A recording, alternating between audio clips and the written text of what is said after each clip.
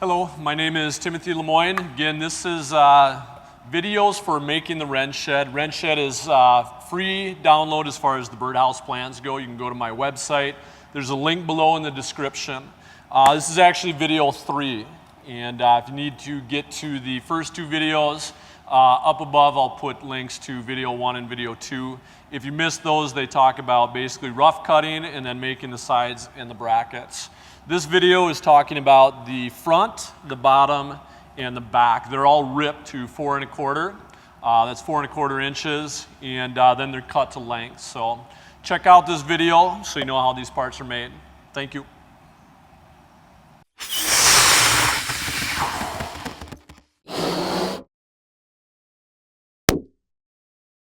So making these parts, I'm currently on sheet 9. And sheet 9 shows us that we're getting our 3 pieces out of here. It also tells us what order to cut pieces in. This rough piece came from this 29-inch section. So, you know, here's my board, it's in there. You actually don't have any measurements to make just yet. You need to rip it on the table saw at 4.25 inches. So I'm heading there next. All right, so here we are at the table saw, and basically what I want you to do is make sure that you start with your board off to the side. Students that are in my class, you've already passed the safety test on this, so those are things that you should know. Starting again on the saw stop, this will actually always be up. Sorry I didn't have that ready to go for you. It's going to go through a few test modes. I just had that off because I changed a blade. You guys get a brand new blade every time we start a project. And basically that's going to go through its process. The only thing you need to do to start this is pull the stop button. Okay? You probably hear the saw going. Remember, follow all of the safety rules. Biggest thing as far as technique goes that I notice, my left hand I consider an anchor, and I put my palm down, my thumbs down, and I push in. I also am pushing down here so that I don't teeter-totter as I cut. So that's the job of the left hand. The right hand that you can't see, my thumb is a hook, and it hooks on the back of the piece of wood, and I push through with my fingers off to the side. When I'm looking on this cut, I don't look at the blade, I look at the fence. So I'm going to start feeding this through.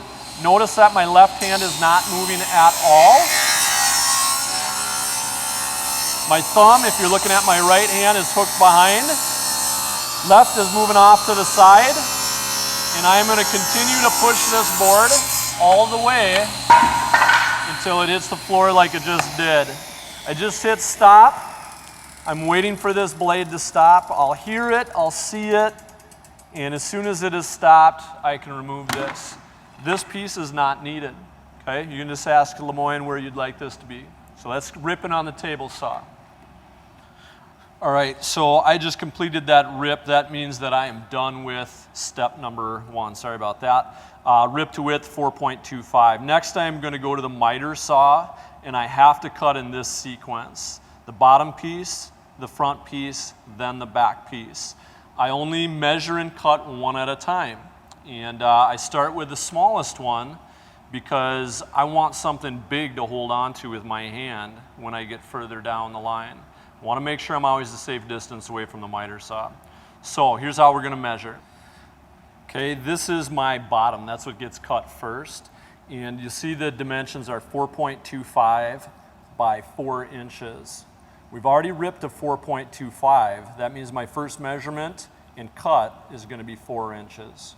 This is on sheet 4. If this is showing up blurry, you can always check that out on your printout, sheet 4. All right, so here's my board, and I'm getting ready to measure across. Just sticking my tape measure down and pulling it tight, and I'm going to mark right at 4 inches.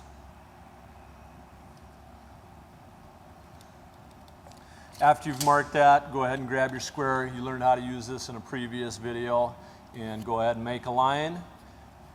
Remind yourself where the saw blade goes. This is going to be the bottom. And you should also get your name on this. Next stop is the miter saw. You'll probably notice that the X is on the other side of the piece of wood from what I'm accustomed to cutting. So I actually have my body off to the right. I'm looking at the right hand side of the blade and lining it up on my cut line. And now what you can't see is I've shifted my body off to the left-hand side of the saw, same safety technique as before, and I'm going to go ahead and make this cut.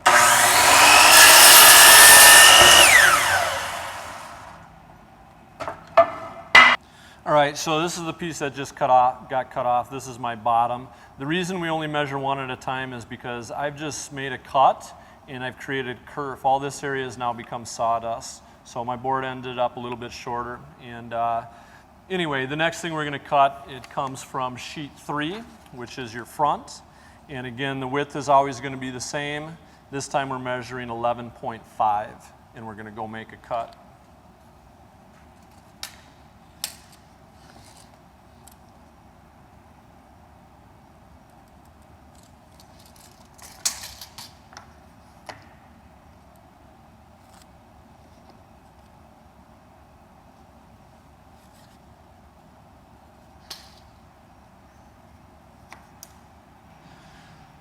All right, so if you look at the saw blade now, you'll notice that it's tilted a different way. Instead of being straight up and down, I've tilted it over at 22.5 degrees. But basically everything remains the same. We still hold on the left side, we still pull down with our right hand, and I'm still lining up on the same exact line with my X underneath the blade. So cutting basically is virtually the same. Still a safe distance away, still holding them the same.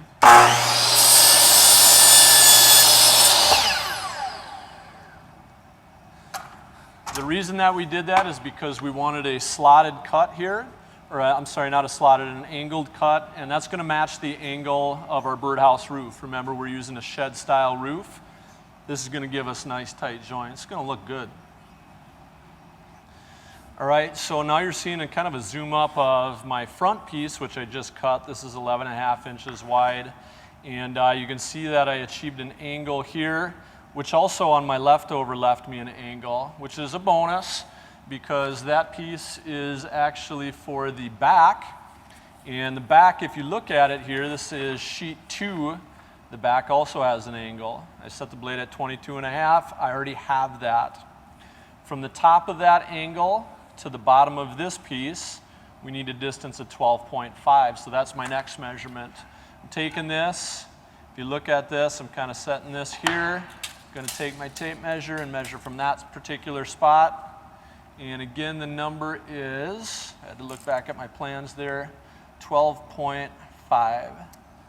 So I'm marking that. Going to use my square and mark that line. And this is kind of nice. I have very little scrap. This part's going away. Back over to the miter saw. So at this point, this should be pretty straightforward. Remember, I'm not cutting this angle off. I need that. This is the part that's coming off, and this is stuff we've done several times. So make this cut. And the scrap pieces you can throw in a recycling box. All right, now would be a good opportunity to go ahead and label all the different parts that you have. And basically you've got your bottom. We ended up getting our front, which is 11.5 inches tall, and then our back, which is 12.5 inches tall. If you don't have these labeled yet, you should definitely do that. So I am over at the glue table now, and basically if you're looking at what I've done, this is the template for the back. I've cut it out. Very important that you've got even edges here so that you can line it up with the sides of the board. This is the template for the front, and I've cut it out in a similar fashion if you're looking at this. Tight along the edges so I can get it placed perfectly on my board, and you can see I go right to the tip of that arc. For where the hole is drilled, perfectly across the top here, perfectly across the sides. That allows me to get this glued up all the way to the top of my board so I get my hole placed correctly. All right, so just like I have on other things, I am going to use rubber cement, and I'm going to glue this on. There are other things you can use. Some people say they like to use the spray adhesive and that works well. I've tried it, it does. So it's just whatever your preference is. Right now this is for my front piece, and I've got a top and a bottom edge for this. completely decorative things that we're doing, other than the hole, of course. That's important. You can see where my angle is. I've got that down, and this is getting placed all the way up, and I am going to center this as best that I can on the piece. I want a hole that's centered. I think it looks terrible if you don't. Sliding down to the other end. This one should also be placed as far down as you can get it and centered. So take the time, get it right, smooth these edges out. 2 minutes to dry. On the back, it really doesn't matter which side you do it on. I'm just kind of staying consistent here. And to glue my back on, same exact process. The thinner the layer of the glue, the better.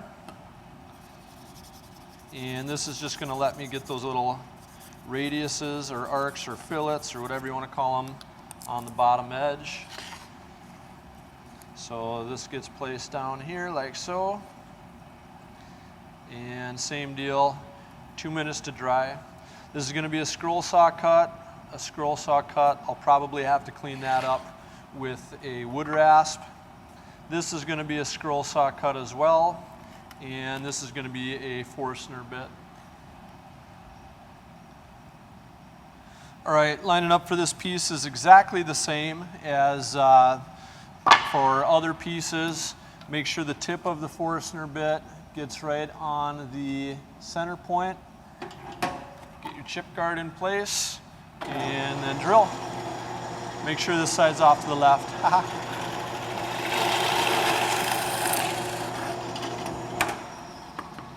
So there's your hole. So the next thing you're going to have to do is cut your arcs on your back piece, and you're going to make sure you cut this decorative shape on your front piece. Doing that on the scroll saw.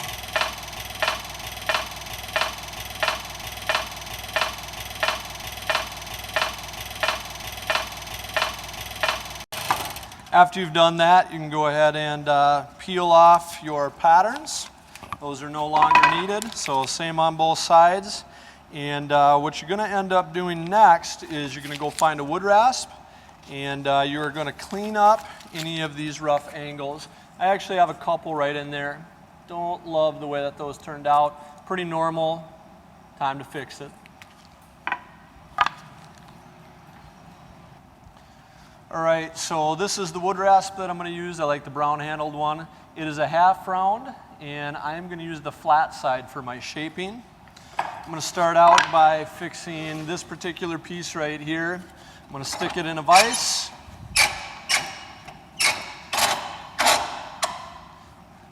And I'm just going to change the shape of it. Just taking that small little edge off. Does not take a whole lot of effort to get that thing, but I want it to be more rounded. This is actually kind of easy. The other thing you can do while you're here is I like to put a round over along these edges. I use the same exact thing. I'm using the flat side of the wood rasp. For this, I actually like to hang my piece off the edge and just kind of scraping on it.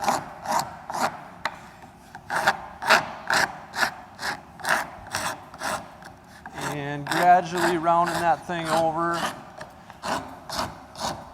This is going to leave some tooth marks, and that is completely okay. Flip it over, get the other side.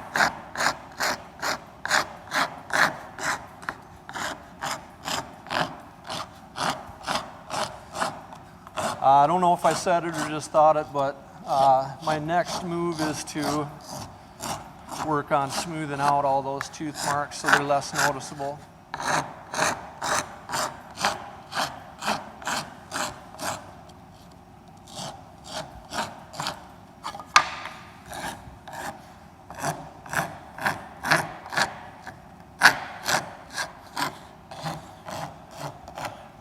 Once you're getting some shape on that thing and it's starting to round over, again, tooth marks need to come out. I'm going to go grab a different wood rasp. so this particular wood rasp has a little bit smaller teeth on it, still a half round, still going to use the flat side of the file, not the round side. And doing the exact same steps.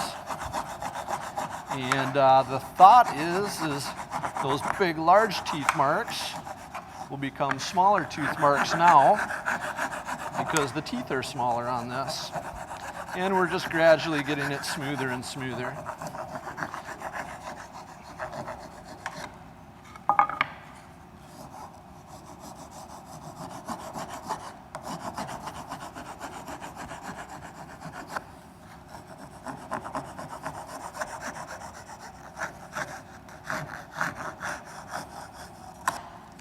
All right, so this one is basically ready to be sanded. So we'll do that later.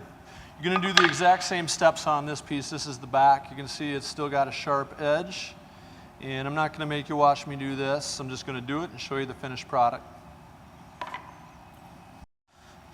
All right, so basically what I have here, this is my front piece, and you can see what I've done so far. I've rounded out both sides of it. I've used 2 wood rasps, and there are still some tooth marks, but it's gonna sand out really easily later. So that was my front. This is the back that you didn't see yet. I just rounded out those edges. Same exact thing. I took wood rasps and just added a little bit of an edge to those. So the last thing that I need to do is I need to take my bottom. So that's this piece here. And this thing is already cut to size, but we do have to take these corners off. And what those corners do is they give drainage inside of the birdhouse. It allows water to come out, moisture to come out, and is necessary so the bottom doesn't rot out. And this is 0.25 or 1/4 of an inch in and up. So we're going to make those measurements and cut those corners off on the scroll saw. All right, so I'm going to take this corner off. Got to excuse the music. I'm here at school, and they decided they're playing music now, so that's interesting. Anyways, I'm just starting at a random spot on the ruler, and it really doesn't matter where that is. I just like to be able to see the 1/4 inch marks a little bit easier. So as I'm measuring this, I'm going to mark 1/4. I'm going to spin it. I'm going to do the exact same thing over here, 1/4. And then between those 2 spots, I'm just going to freehand. There's my corner that I'm taking off right in there. You need to do this all the way around your entire bottom. All right, so here it is, 4 corners marked off. I'm going over to the scroll saw next to knock these guys out. All right, so corners are knocked off. I do not like sharp ridges, and I'm going to take the wood rasp to clean those up. All right, so that is basically cutting out the front, the back, and the bottom. My bottom, I did end up rounding out edges, so that's going to sit in there nice and proper like. This is my front piece. It's got an angle coming here. Actually, the roof will go this way, and I've got rounded edges along that bottom. That'll sand up nice later. And this is my back piece. Okay. Again, this is for the wren shed. This is the 3rd video, and there are more to come because we have the top to do, and we've got assembly and painting. So hope you're enjoying so far. Look for another video soon. Thank you.